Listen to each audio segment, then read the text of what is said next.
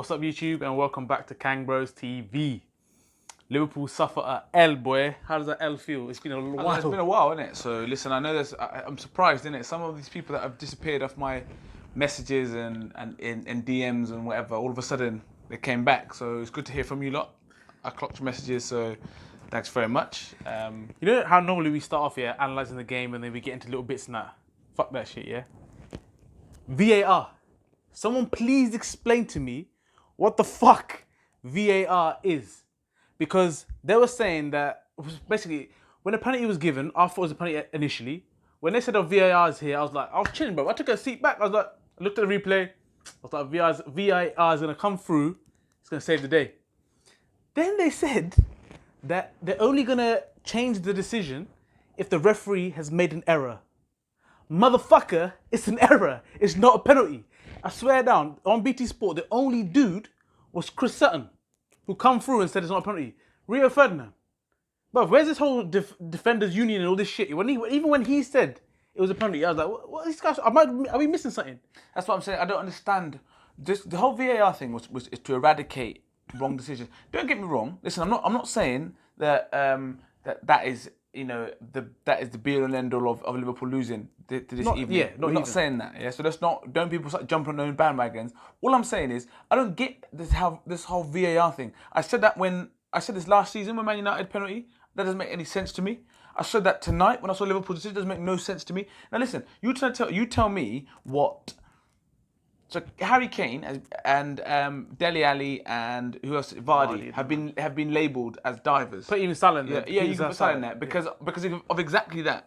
He was going down and then he throws his leg out to get the contact. So there was no natural contact. He threw his leg out to get the contact. Now, as far as I'm concerned, that's not a penalty. That's a mistake. And if anything, the VAR should suggest, yeah, you made a mistake, my G, because that is a dive. So you should be booking him for a dive. So whoop whoop. Error.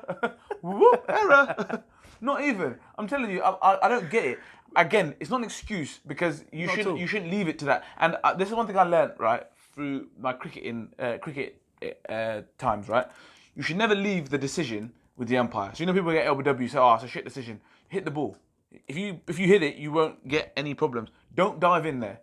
Robertson, that's number one. Why are you diving in there? There's no reason. That looked like a tired, lazy throwing a leg out, yeah? So he's his own, you walk the tightrope as soon as you make that decision. But as far as I'm concerned, VAR is supposed to improve decisions.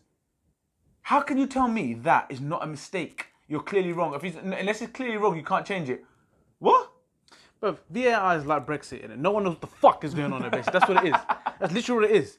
And like I said, the whole purpose of it was to why not just put like an ex-footballer? I think one of our boys mentioned it.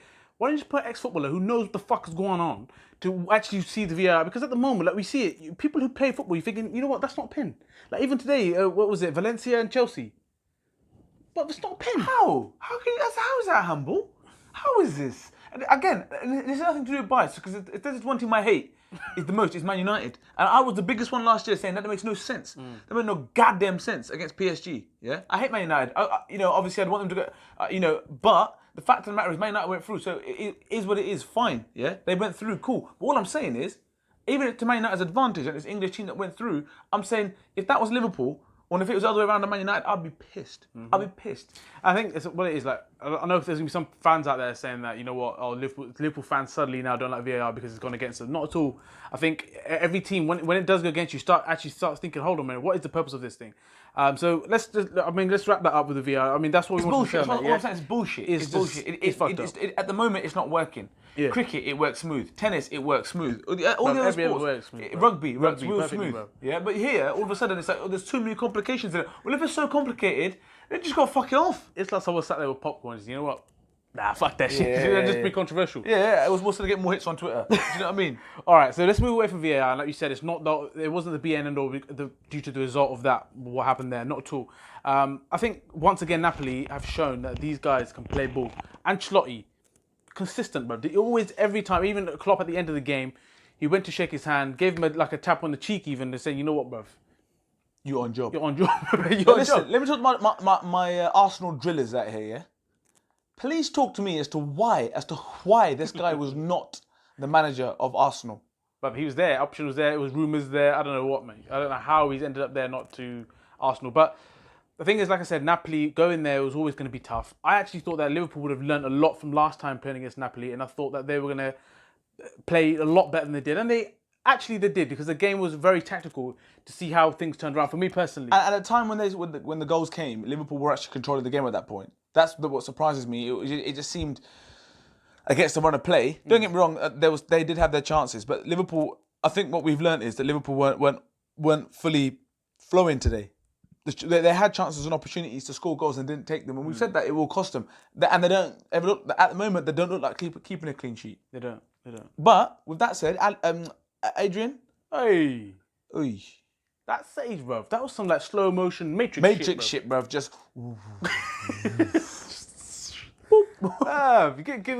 give the guy like the props for that save. That's how mad. Even before that, he'd have made a double save as well. So he's on job, bro. You know, Alisson was sitting there. Before the game, he sits there with all those boys in there. How is that? You good? Yeah, you good? Yeah. Maybe watch this game quickly. Even he was sitting there and we made the save, thinking, "Oh goddamn, oh shit."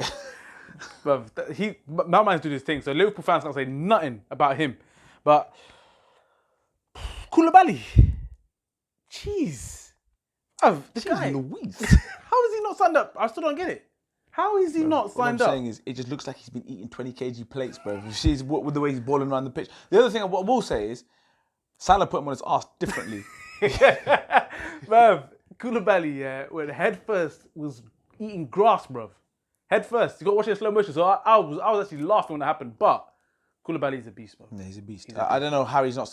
He's either asking for some Mazzarello amount of peas, or it's just something isn't right along the way. But you know what though, Napoli's organisation, the way Ancelotti's got them, like the way even after Liverpool were counter-attacking them, they were back in numbers. And the other thing is, do you know how they make the fouls? They make the clever fouls. Ancelotti his teams have always been good at making clever fouls. And fair play. As I said, I actually think if Liverpool had won this game tonight, I'd have been like, yeah, fair enough. Could have gone either way. That's what I would have said, because I think it could. And Napoli have won the game today, and I don't really have too many qualms, because even if it was a draw, I'd have been like, probably a fair result. Probably a fair result, I would have said, because Liverpool had their chances, Napoli had their chances. Both keepers made some good saves. Decision making from the forwards, both ends of the pitch wasn't great. The penalty, I think the second goal. Let's not shy away from it, because we always give him praise. Van Dijk, out of character. The only defence I would have to that is that Liverpool were chasing the game at that point, and it's like, right, normally he'd probably just launch it, but I think he was thinking we need to keep the ball, because if we lose it, then we're not going to get it back for a while, so we need to make sure we keep the ball because we're chasing the game, which I think made him try and do something different. Granted, I think Robertson didn't make a decision quick enough, Matip didn't make a decision quick enough, and nor did the goalkeeper. Personally, I would like my goalkeeper to come out there and just wipe everything out when the ball's there to be won like that. But again, Van Dijk's put them in that situation, which is a bit out of character. I thought Robertson probably didn't have his best game today. There was talk about him, having a fitness test and stuff. I think it showed. He looked a bit, it didn't look quite at the races. I thought Trent was being got at, and he's giving the ball away in areas. He made some crucial interceptions, but could have been better.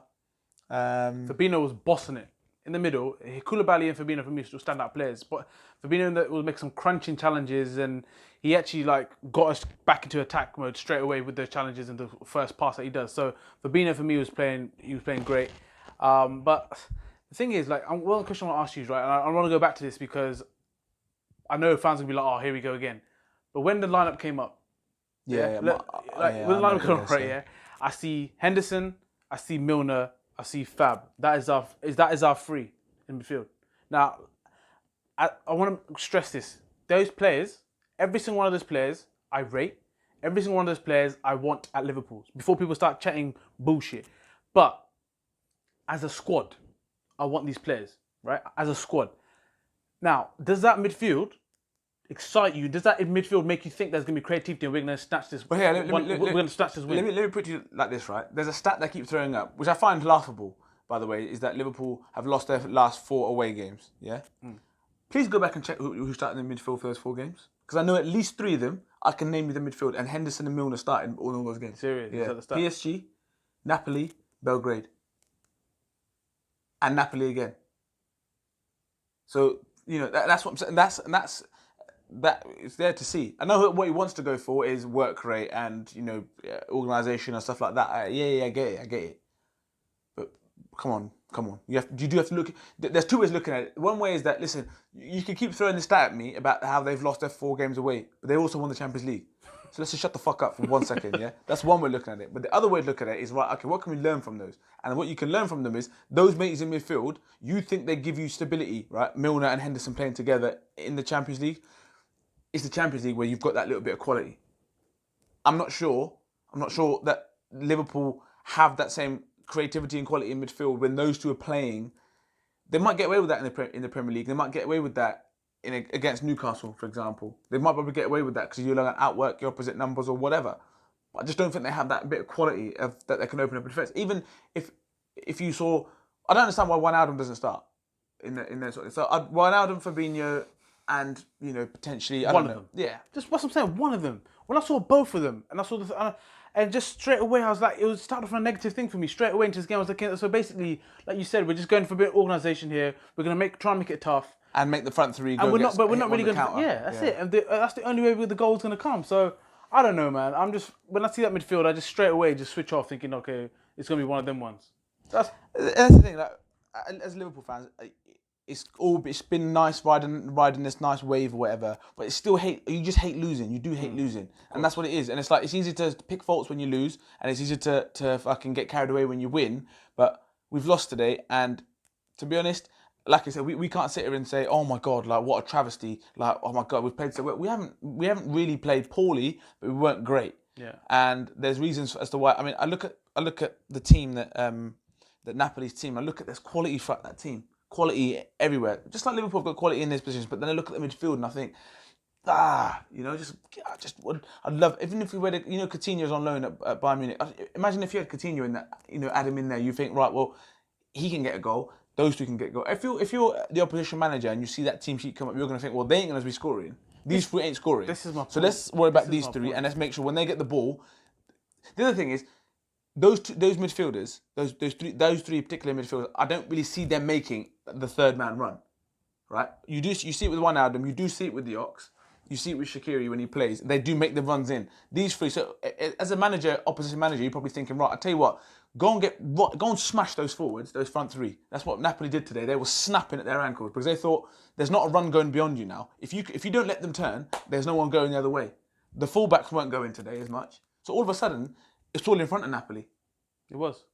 And that's what I think Ancelotti, hats off to Ancelotti, because tactically he set them up like that. But you should see the way that they were snapping into those front three. There's no midfield runners. So if there's nothing going beyond you, Firmino can do all his flicks what he wants, but he's flicking to nobody. Mm-hmm. So like you touched on there, you know what I mean? As Liverpool fans, it's an L, but I'm not concerned because, number one, the performance was actually good going away to Napoli. And as Liverpool fans, like I said, the worst thing is when you go to this place and you play a dog shit performance. Like last time I went to Napoli, you just come out, you're just completely pissed off.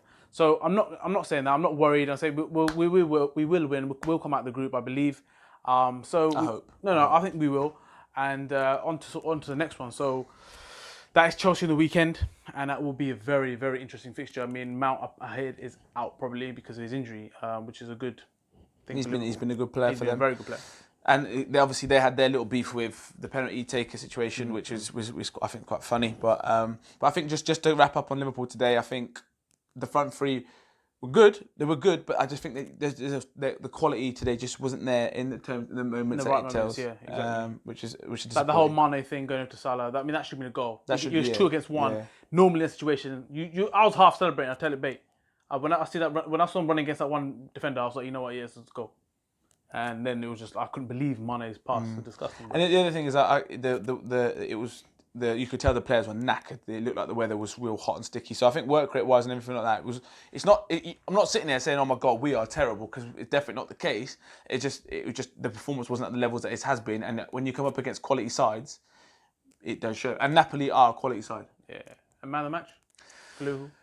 Fabinho, I'd say. You know what? I'm going to give it to your boy, the goalie, bro. Adrian, fair enough. I can live with that. I mean, yeah, he deserves it. So, yeah, let us know your thoughts on this, especially VAR, the whole game itself. Do you think, and obviously the midfield as well. I want to hear about from people from what they agree with us or not about the midfield. And I want to just stress again, I'm not sat here saying that VAR cost Liverpool. I'm not saying that whatsoever. But all I'm saying is, Just I don't understand. I can't grasp how that decision, the handball that Chelsea got given a penalty for. I don't understand how those two decisions are enhancing our game. exactly. If that makes sense. How is that enhancing it?